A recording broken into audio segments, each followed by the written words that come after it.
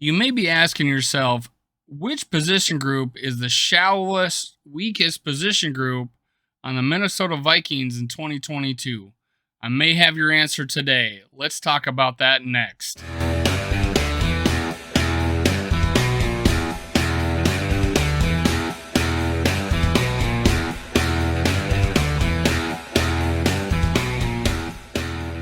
Hello, Viking fans. I'm going to do a giveaway. I want to describe it to you. I'm going to give away $100 worth of merchandise of your choosing. If I get to 1,000 subscribers, 75 if I get to 750, 50 if I get to 500, 25 if I get to 250.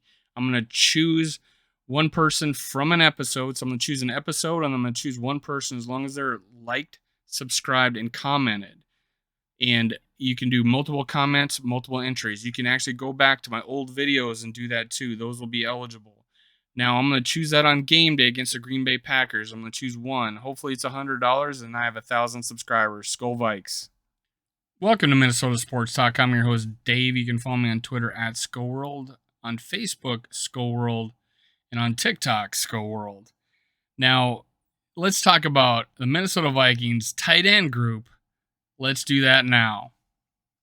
Before, though, I talk about the Vikings tight ends, make sure you subscribe, you click like, and leave a comment. Every comment you enter, I'm going to choose an episode, and whoever's commented on that episode will be put into a hat. And I'll pick a winner on the Minnesota Vikings Green Bay Packer game, first game of the year, and I will give someone either $25, $50, $75, or $100 of merchandise that you can purchase on any particular website, as long as it's Viking stuff, and you can enter my contest. No limitation to how many times you can comment. So let's get started. The Minnesota Viking tight ends, and we all know who's heading up that position, and that's Irvsmithjr Jr. He's got everything we need for a tight end. He is a willing blocker. That's not his strength, but this guy can be flexed out as a receiver. He's got the height, the hands, the speed. He can do it all. He was a tremendous at Alabama. He's what we hope Rudolph was. Rudolph wasn't that fast coming out of college. He had torn a hamstring. I saw the game that it happened in. Otherwise, he's a very productive college player. Now we don't have Kyle Rudolph. The guy that needs to take up the mantle is Irvsmithjr Jr. He's ended the season with injuries. He didn't even get to play last year because he hurt it in the preseason game. Let's see what happens this year. I have all the hopes that this guy balls out. He is in his contract year, and we're at risk of losing him. If he has a big year, we may have to pay him to stay.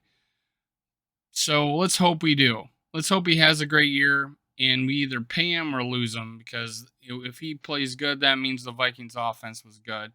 So Irvsmithjr Jr., I have high hopes for him. Let's give him a chance. I did a video on him earlier this year as his last chance, basically, to prove himself with the Vikings. So go look at that episode. Next, tight ends. There's no particular order here, but let's go with Ben Ellefson. He's going to be our blocking tight end. He's serviceable. Not exactly screaming, "Oh my God, look how great our tight ends are!" But Ben Ellefson is the veteran that you want on your team and is a willing blocker.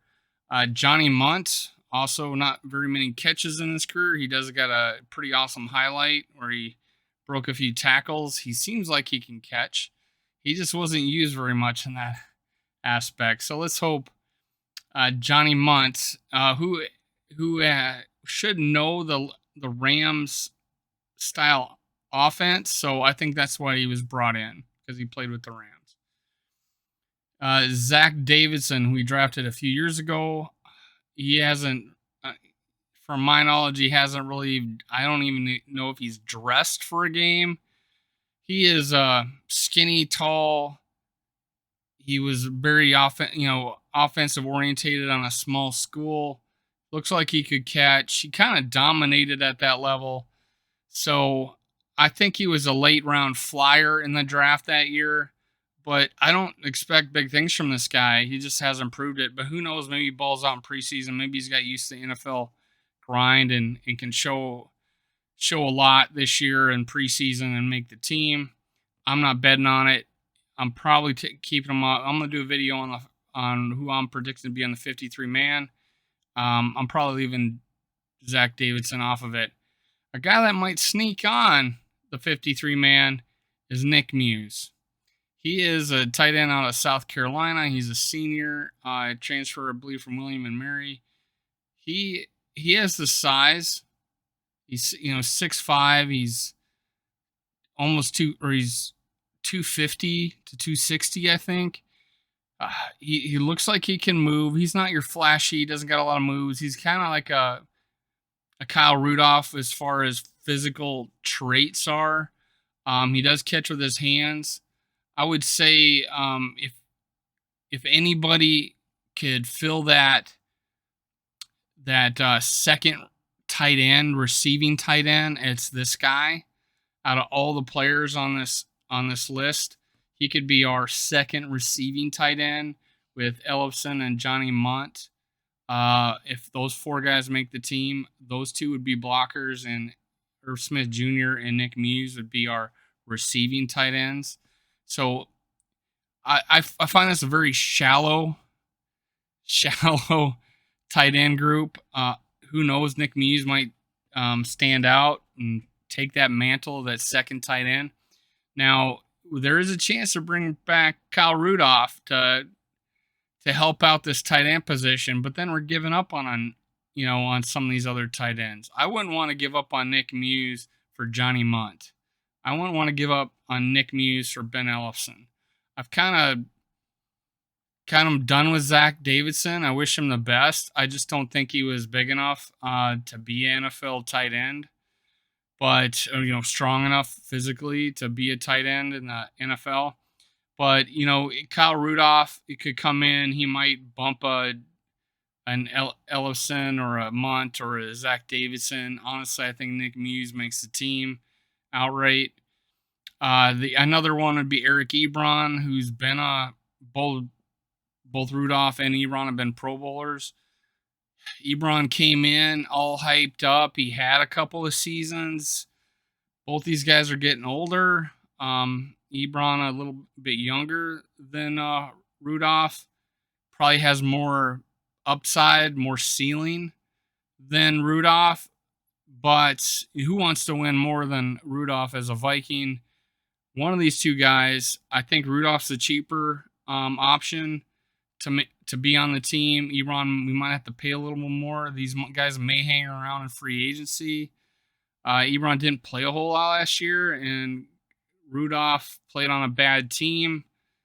And then he's got a little baggage with the Vikings. He kind of dissed the Vikings a little bit in the offseason. But, hey, it's new coaching, and I don't think Kirk Cousins holds a grudge.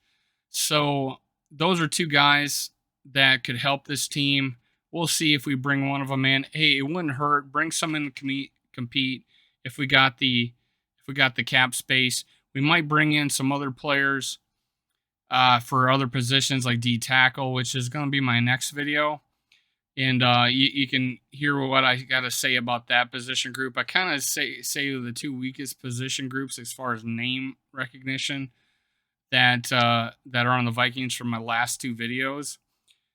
But that's it for today. It's Minnesota Vikings, Minnesota Sports Talk. I'm your host, Dave. You can follow me on Twitter, Facebook, and TikTok at SkullWorld. And make sure you enter my contest by subscribing, clicking like, and leaving a comment. That's it. See you next time. Skol Vikings.